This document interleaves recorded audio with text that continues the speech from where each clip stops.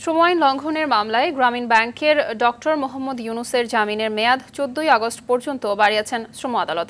বৃহস্পতিবার শ্রম appeal tribunal জামিনের মেয়াদ বাড়ানোর এই আদেশ দেন।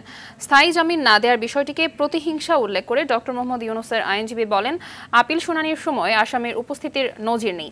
কলকারখানা ও প্রতিষ্ঠান পরিদর্শন অধিদপ্তরের আইনজীবী অ্যাডভোকেট খুরশিদ আলম জানান, হাইকোর্ট থেকে উপস্থিতি মওকুফের নির্দেশ দেওয়া হলে তাদের আপত্তি থাকবে না। এদিকে ট্রাইব্যুনাল থেকে বের হয়ে ডক্টর ইউনুস জানান, এদিন লোহার খাঁচায় বন্দী থাকতে হয়নি।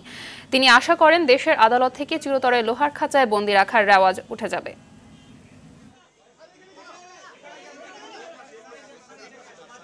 আজকে ভালো লাগলো যে খাঁচার ভেতরে ছিলাম না, এখানে খাঁচার ব্যবস্থা নাই।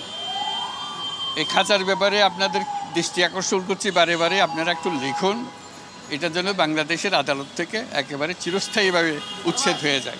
আপিল আদালতে কখনো আসামির উপস্থিতি লাগে না, কারণ এটা বিচারিক আদালত না।